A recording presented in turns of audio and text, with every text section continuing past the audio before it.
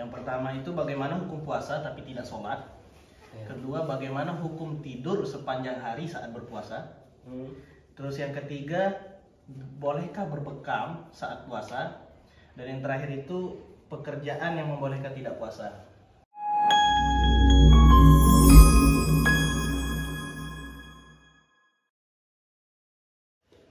Bismillahirrahmanirrahim. Assalamualaikum warahmatullahi wabarakatuh.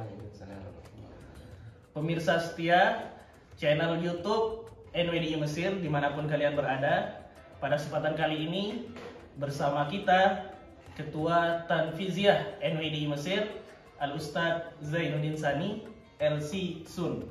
Insya Allah ya. Tahun ini insya Allah. Karena beliau ini sedang berada di tingkat 4 Fakultas Dirosat Islamiyah. Gimana kabarnya Ustadz? Alhamdulillah baik. Baik ya. Antum gimana? Khair insya Allah ya. Khair. Saya mendung Ustadz. Allah. Mendung mana? Butuh matahari ini. Iya. Jadi matahari yang kemarin mana? Tertutup awan. Jadi pada kesempatan kali ini teman-teman kita sudah mengumpulkan berbagai pertanyaan karena saya rasa saat dengan berubahnya zaman maka hukum itu juga berubah, betul nggak? Salah.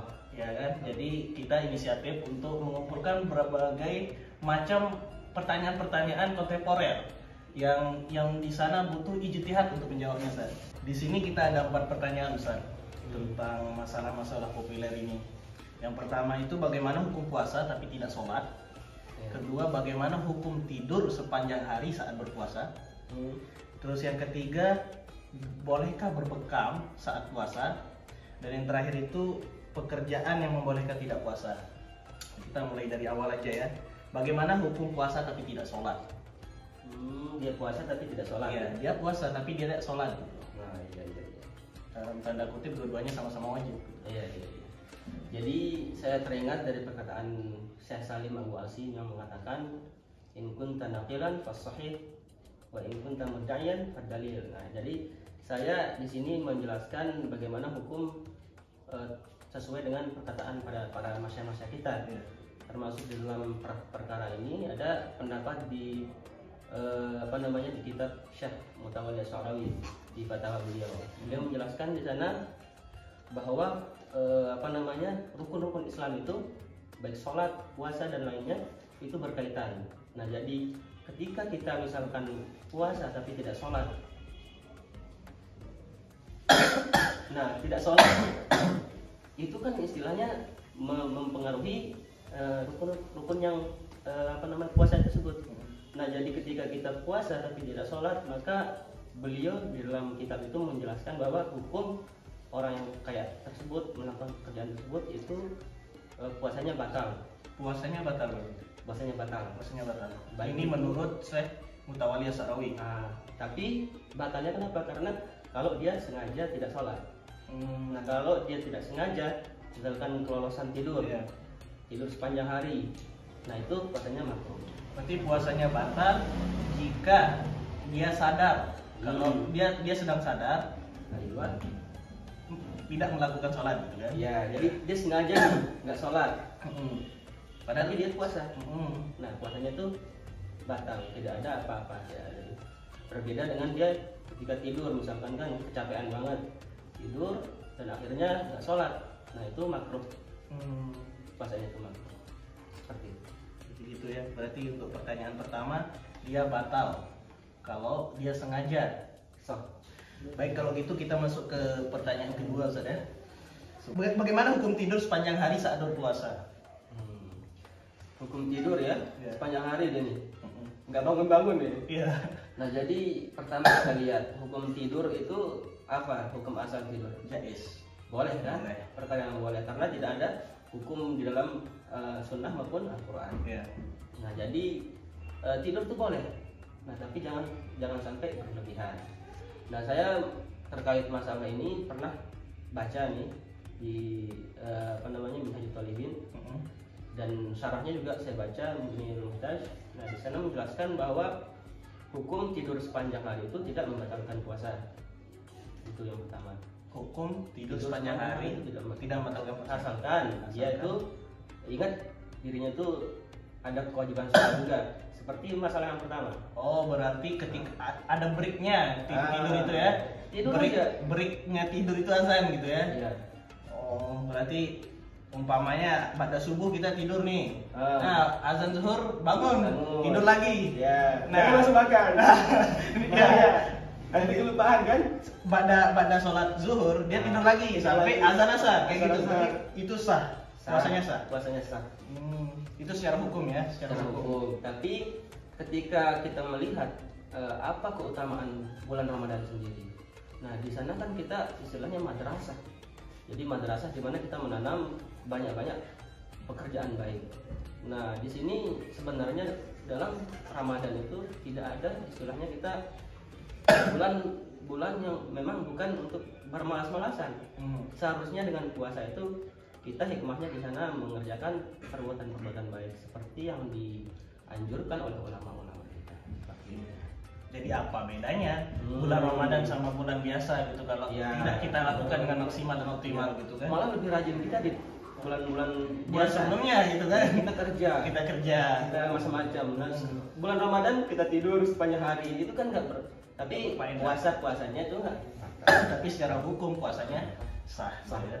Tapi mengurangi fadilahnya. Fadilah bulan Ramadan. Fadilah puasa. Jadi kita masuk ke pertanyaan selanjutnya. Kebetulan penanyanya saya tahu ini siapa? Ini Anwar Masalik. Oh iya. Anwar Iya, Masalik nanya. agak nyeleneh sedikit ya. Ada nilai pastinya ya. Bagaimana hukum berbekam, melakukan bekam saat puasa? Oh, berbekam. Ya, melakukan bekam saat puasa. Bolehkah? Iya. Berbekam. Nah, jadi di sini sebelum kita ke hukum ya, kita mau melihat apa tujuan bekam itu sendiri. Karena berobat. Jadi kalau misalkan antum nyuntik nih, nyuntik kalau misalkan untuk gizi itu nggak boleh.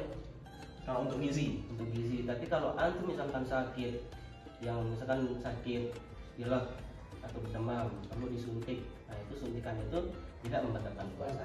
berarti kalau dia menyembuhkan atau mengobati, Berarti atau li ajlil ilaj. li ajlil ilaj itu boleh. Nah, boleh.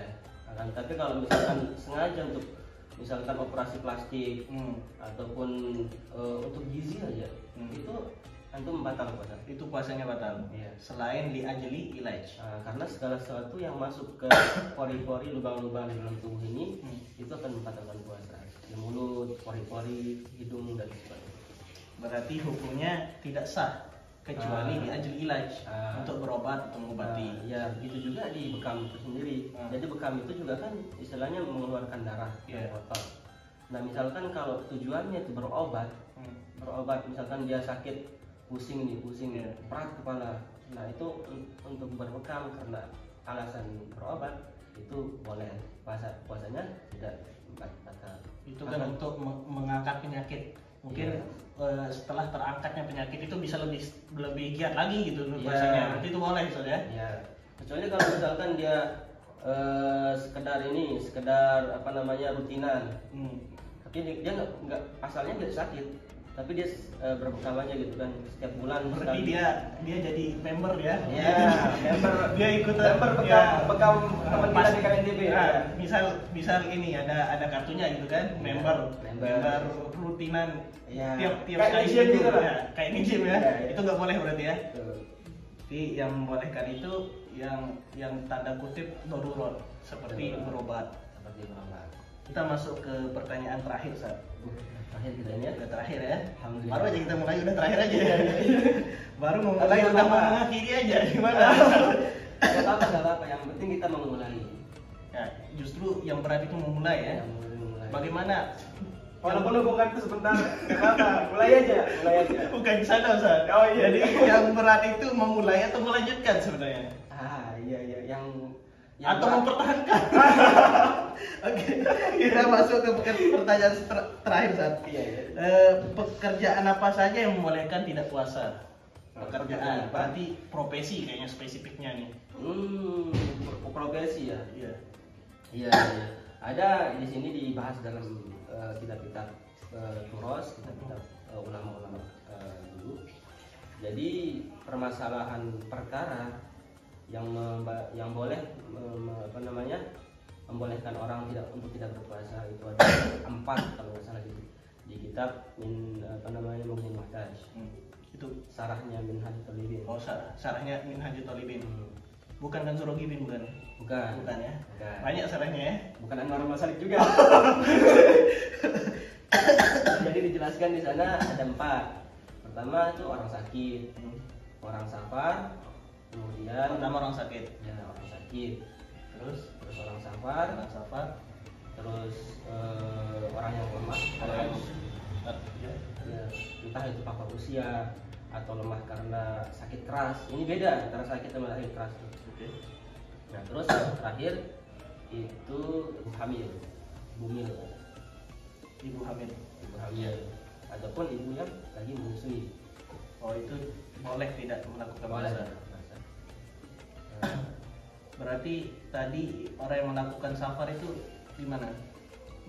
Ada profesi khususnya atau ada kriterianya atau persyaratannya atau gimana?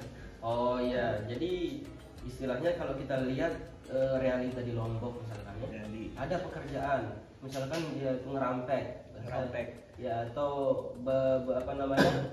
panen padi ya. panen padi. Ngerampek is panen padi. Nah, Oke.